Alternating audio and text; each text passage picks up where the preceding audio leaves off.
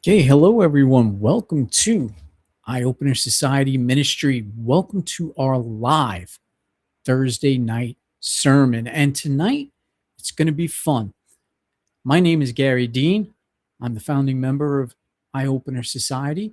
We're going to be joined tonight by our co creator, Lizzie, our cosmic fairy princess. And then we have another special treat for you. We're also going to be joined by our newest minister, Halos Phoenix.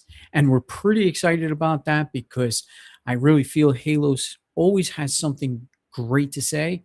And she says it very beautifully. So I hope everybody stays tuned to everything and enjoy the sermon. Everything we do here is going to be inspiring, uplifting, and it matters to us that you, the audience, get involved. Don't forget, we do this every Saturday night, 7 p.m. Eastern Standard Time live, and then we put the recording up immediately. And then we're also going to try and work on tonight, getting you an after show as well. So, with all of that said, I was sitting trying to come up with something for tonight, and I had a few ideas, and I kind of scratched it off. And I don't like to continuously talk about the same thing, but in the past couple of weeks, what's been on my mind is the fact of life and how we are living it and how we are enjoying it. This is really important to me because as I've looked back on my life and my timeline, there's a lot of things I've gone through. And now I'm here in the moment that matters, which is the present moment. And it took a lot for me to get here. There's been so many changes along the way. What about yours? What's your changes? What have you done throughout your life? I'm very happy to say that I've enjoyed my life. There's definitely have been some pitfalls, things happen. But I will say that with everything that has happened in the past, it helped me to develop into the person that I am today, right now, right here in this moment. So I want to talk to you, the audience, everyone listening, that we are so thrilled to help you try and see things from a different way. I do apologize if I'm rambling again. I think Lizzie said she wrote hers down, and I might have to start doing that myself. But here's the most important thing. Sometimes we have to sit with our emotions. We have to sit with the moment that we're in. We have to embrace it and we have to learn the lessons from it. What we need to do is not so much renew ourselves, but recycle ourselves.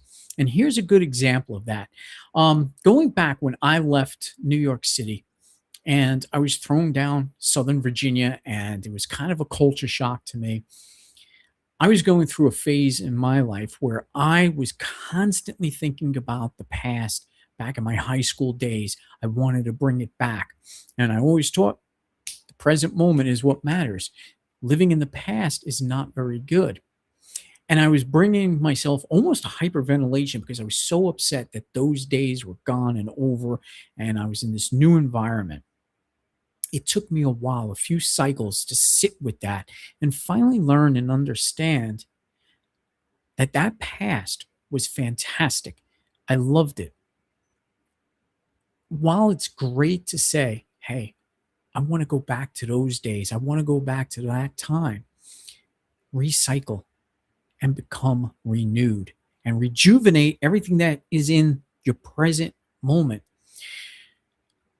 I've had great friends back then, fantastic friends. We no longer communicate, but I renewed. I now have new friends, people whom I trust, wonderful friends. Recently, I made friends with Halos Phoenix, who you'll be meeting tonight. I definitely have a great friend with Lizzie. It means the world to me. Right now, listening live, my great friend Sarah. Wonderful, wonderful people. And that's how you renew. You might not have those old friends, but what matters now are the people that are around you right now. And the things I've done throughout my life, when I was with emergency medical services back in New York City, that type A personality that I have and the go getting and you know, that helped me to develop into who I am because I had to take that level of excitement and bring it down to where I am right now. I learned from it. I recycled myself. I recycled what I was into who I am right now. Everything that I've accomplished between work, personal things, goals, and dreams, everyone out there has something that you really want, dreams and desires. What I do not like is when people, and again, I hate repeating myself, I hate repeating the topics, but really, those of you who are putting that block in front of you, putting that big wall in front of you, just saying, oh, I can't do it, or life's too tough, or it requires money, or it requires this, that is repeating over and over in your mind, and you're manifesting the failure that is certain to come. You need to set your goals. You need to set yourself up so that you get to do and achieve what it is you want in your life. Now, today I was reminded of something that was told to me, and I'm sure everybody heard it. And even when there is the craziest storm going on and all of the clouds and how dark it is, that does not mean the sun is not there. We just can't see it in the present moment. But if you embrace that storm and you find the beauty in that storm, the way that feels, the negative ions taking over in the air, the freshness of that air, the feeling of that rain, the power of nature, you're starting to see things positive. Then the sun starts to come back out and you're still in that positive state. Nothing should put you down. Yes, we go through times of sadness, we go through times of despair. Bad things happen to good people, bad things happen to bad people. It's a never ending cycle. It's how we sit with them, it's how we learn from them. That's what's going to make you achieve your goals and bring you to the point where you want to be. And it's important that we keep bettering ourselves, keep recycling ourselves. I don't care how old you are, how young you are. I don't care if you change your personality, change your clothes every single day and what you want to look like and how you want to be. It's in the moment that you're doing it is what really matters. Some people change careers after doing the same job for 35 years and then they change into something else. And then you sit and you have this realization, I just recycled myself. I now am the same person I was, but I just been remade into something because some people say, wow, maybe I should have done this job instead of the other one that I've been doing for the last 35 years. This will bring us happiness, achievements, goals. And that's what I want for everyone out there. I want you to start achieving your goals. I want everyone out there to see the silver linings in the clouds. I want everyone to remember that even when the clouds are out, doesn't mean the sun is not there. Now, I don't want to talk about the chemtrails that are hiding the sun and everything else. That's for a whole nother podcast, whole nother show. But everyone, please enjoy life. Keep smiling, even struggling through the tough times. Lean on the people that matter to you the most. My name is Gary Dean. I appreciate everybody joining us. I'm going to bring aboard our favorite, our cosmic fairy princess, Lizzie. Let's bring her in. All right, Lizzie, you have the spotlight. It's all you. Okay, thank you very much. And thank you very much for sharing your thoughts. I did write mine today, but no promise that I'm going to write mine next time. Sometimes it is just fun to kind of speak straight from the heart, but today I wanted to be a little bit more specific. I find that sometimes the most magical time for me is the time in which I can't write or explain myself. It's like my brain is a swirling pool of definitions, ideas, conspiracy theories, goals, new facts, old facts, added data of other people's perceptions. and the feelings that each of these leave in my body. If I attach to one, I'll make sense of it, but I find that sense made in this phase is never the most sensical in the long run. I used to define this feeling as writer's block, as still learning, and sometimes it is, but I'm also in a state of redefining something that I don't even yet know how to speak. And for me, I find it most beneficial to not rush this process, even when the time it takes ends up being inconvenient. The relationship that you have to words builds the experience around you. And how you define a word or concept is how it engages with you. And the difference in how two people relate to something can be the difference between a solution and a compromise. Next time you're triggered by a word someone you care about says, try Googling the definition together and see if you both were actually using the word in the same way, because often we aren't.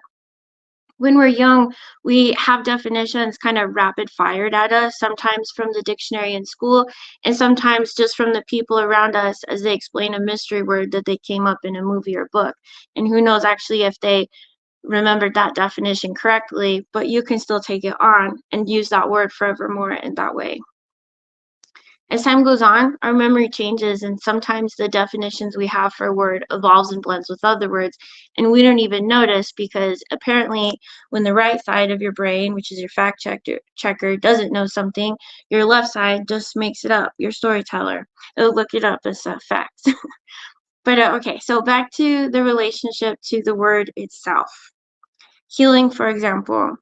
If you define this as restoration to its original form, or is it the removal of damage? Is it the expansion of health? Is it the removal of discomfort or disease? Is it moving into an environment and conditions that sustains you? Discomfort, something to move away from, something to push through, something to allow, a message, a punishment, something to overcome, something to fix, an invitation to expand. What you define it as in that moment is what your energy system will orient around. Healing, as restoration of what is lost or broken, focuses around returning to what once was. Healing, as moving into an environment or condition that sustains or supports you, implies moving forward. The distinction is small, but it can be the difference between trying to reconnect to your inner child as a way to get back what was lost, or a way to gain what hasn't yet been picked up. One wraps reality around a wound, another wraps reality around a new idea. And these are completely different energy signatures and will produce entirely different results. And this is true only because I said so. Does this make sense yet? What's important is which is better in the moment for you. Knowing what you are actually trying to do can make it possible for you to do it. Sometimes it simply takes the time to really think out what you think, what you expect, and what you know, and maybe give space for those to change a little.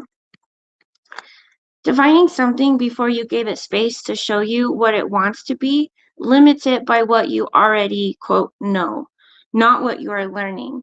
Sometimes we ask for these big life-changing quantum jumps, but then we refuse the redefinition it requires. The thing is if you thought like the version of you that you are aiming to become, you'd already be them and live that life. You'd already like do it, right? You wouldn't even be thinking about it. The action, the ideas, the world, all comes from how you defined it before you even built it.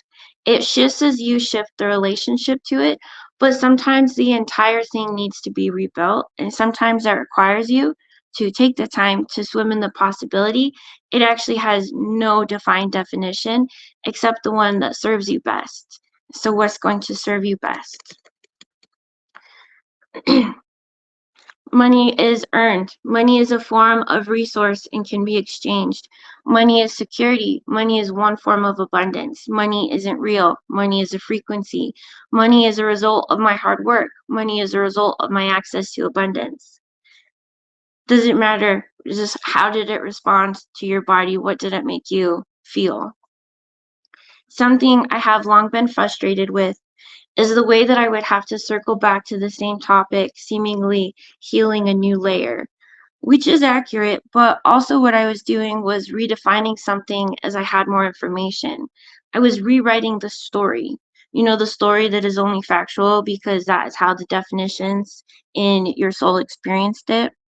As I change the definition today and I change the quantum tied to the experience of the past and what flavor comes in from the future. And this will ripple out to redefine a lot of things in your life if you allow space for it to be everything nothingness for a minute.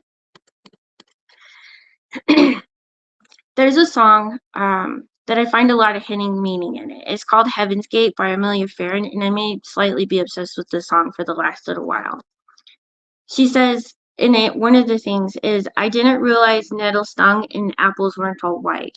And this made me pause because nettle is used for protection, which is something super important for every new witch or energetically minded person to learn as a very vital step moving forward in the world. But also, eventually, many people unfold to a place where the need to protect ends up feeling a little bit more like self sabotage than a necessary action. When safety becomes assumed instead of demanded, protection limits what comes in, and only good was coming in. So sometimes maybe nettles do sting. And apples are about healing and white being pure or whole. Apples aren't all white because not all wisdom brings wholeness to you, and only you know what is pure or whole for your soul. As a definition of changes of a word, an event, a person, an idea, a hope, the relation to it changes, the energy fueling it changes, the inspired action and the glimmered emotions change. What can be overwhelming can also be an abundance of options. What can be disappointing can actually be revealing or empowering. What hurts can be an invitation to move, or an invitation to let go, or an invitation to invite another into your understanding. What blocks can be an invitation to pause and redefine, can also be a redirection, and it can also be an Easter egg you were hoping to find. There's no perfect definition or set of rules to live by. There's just how you are defining something, how you are engaging with something, and if that is working for you or not. Back to comparing definitions on Google when you're in a moment of tension with a person, it can also be really helpful to ask questions that have a little less solid definitions. What does a good person look like? What does love feel like? What does trust taste like? What does space function like? What does rest mean to you? Professionalism, consideration, support? Like, write it down together, really, really ramble about it. You might be surprised how many, quote, shadows exist in your definitions, even though you already, quote, healed them. When you write faster than your spiritual ego can translate it, you may be surprised how many obvious solutions appear when you understand the rules the other person is operating under, when you understand the rules that you are operating under. Maybe the tension doesn't have to be a problem. Maybe it can be an awareness of where your definitions and rules are creating friction and how your realities are operating with each other. And usually you both hold important pieces to what the most wholesome, coherent, and enjoyable answer to the both of you is. It's rarely what was decided, it's what you decided it to be and how well they intermingle with all that's involved. When compromise means we both lose a little, you always lose. And when compromise means we both felt understood, supported, and got what we needed, you always win. Sometimes our definitions is the best we're going to come up with for now. It is what serves us best until it doesn't, until we know more. If you shame yourself for not, quote, getting it right the first time, then you just wrapped redefining things into shame. So there's a great place to start with your definitions. Redefine until your heart's content, like seriously, and swim in the void of everything nothingness until your heart's content. Like, god damn it, if your heart is not content, inspired, and overjoyed, redefine your definitions in life before you try rewriting your story or healing your past or moving forward or making new connections. Your words create your reality, but what they mean gives you the materials that you use. It sets your intentions, your expectations, it gives it shape, gives it function, it gives it life. Thank you for listening to me today. Well, I got to tell you, I literally have chills from that one. Thank you so much, Lizzie. That was beautiful. And you gave me a new idea that I might start writing down my things because Oh, it really played out beautifully. Well, thank you thank again. you. So you're very welcome. We're going to put Lizzie back into the green room. And now I want to tell everybody that well, I don't know if I'm on camera. Uh, I want everybody to know that we have another minister. I know we've had Elaine on here, but we also have Halos Phoenix, and Halos I know is going to give us another wonderful, beautiful, chilling goosebump kind of sermon. I know I'm expecting a lot from her, but I'm not putting the pressure on her. I want everybody to welcome on board Halos Phoenix. Let's bring her in. And Halos, the spotlight is all on you. Awesome. Thank you for having me here today. Okay.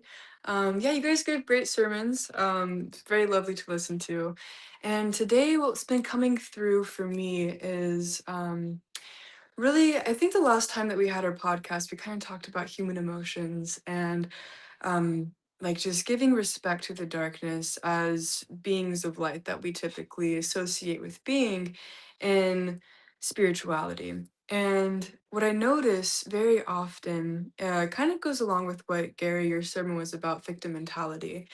And it's interesting because I really think the darkness is meant to push us forward. It's meant to propel us into something better. And a lot of times, though, people get so stuck in it. I notice people talking about all the issues in the world, like, oh, there's this issue and there's this issue, and I can't be happy because these people over here are suffering and the government's lying to us and they're putting poison in our food. I'm like, okay, yeah, that's great that you're aware of that, but what are you doing with that information? Because continuing to focus on something isn't going to change it. There needs to be action in order to create that change. And so, what came to me was the law of Dharma. And the law of Dharma is um, it is a Buddhist belief that when you are in alignment with your soul's purpose, you are acting in Dharma. And why it's so important is because when you are in alignment with your Dharma, then you are living the life that is going to create a positive change in the world. And what this means is that everyone comes here for a specific reason. And I think that the reason people are in victim mentality to begin with is because they're unaware of the power that we have. And everyone has a certain amount of power, not even a certain amount of power, limitless amounts of power, because we are connected to source. We are source. And um, in order to come to this action of living in Dharma, we have to realize that there are these four levels of consciousness. The first one, the lowest one, being victim mentality, which is saying, I can't do anything, everything's happening to me, and I have no power. And the one above that is when you feel like you have to control everything, when you won't allow help from others, when you feel like you have to override all this external assistance because you feel that you have to do it on your own. The one above that is co creation. So, when you are in co creation with the universe, which is what a lot of people talk about, it's a great thing, it's a beautiful thing. And we do need to be in co creation with the universe. But then the one above that, which is allowing the universe to happen through you. And so, you're not trying to necessarily create anything or do anything. You're in this simple state of being. You're in this state of being in alignment with your soul's purpose, with your Dharma, through coming to know yourself. And what that means is that you are taking the time every day, or maybe it's not every day, but you're just taking a significant amount of time to get to know yourself. And whether that's 5 minutes in the morning of meditation and simply tuning in with yourself and with your body, then you are able to move past these lower states of consciousness of feeling like things are happening to you or feeling like you have to control everything or do everything. And then you're coming to this heightened state of, oh, that's not who I am. And you can observe these thoughts from a different perspective and then reshape them to then help you create the reality that we're all here to create. Because, yes, there are so many things that are terrible in the world. But what we do about that is what's going to create the reality that needs to come into existence. And so, with that being said, um, I've just found it to be so important for me to um, just like really get to know myself. And I think it's funny because a couple years ago, I would not ever think that I am where I am. I'm in school for child development and wanting to help all these people. And I remember my therapist saying, "You should be a therapist." I was like, "That sounds terrible. I will never do that. I don't want to help people. Like, I can barely help myself." And now I'm like, "Oh my gosh, that's what I want to do." And I really had to move past those layers of shame and victim mentality and coming into my true power and seeing that I can do what I want to do. And because I know myself, I know what I want to do. And it can be very difficult to know yourself when you're constantly being told who you are at a very young age. We're programmed to believe all of these things about ourselves that aren't true. So it's very important to come to know yourself and just spend time with yourself, observing your thoughts, get acquainted with self awareness, and just observing everything that you tell yourself that you are and realizing what you can let go of and then what you can bring in. Who are you really? And what change are you here to make? Okay, that is my sermon. Thank you so much for listening. Halos, we really appreciate it. Thank you so much. That too was so beautiful. I love how you put those words together. Lizzie as well. I want to thank Halos. I want to thank Lizzie. And I certainly want to thank everybody that tuned in, watched us live. It's so amazing to see everybody. Don't forget, this is every Thursday night. Our ministry, Eye Opener Society, we bring you our words to try and help you along in life. Thank you for tuning in, and we'll see you again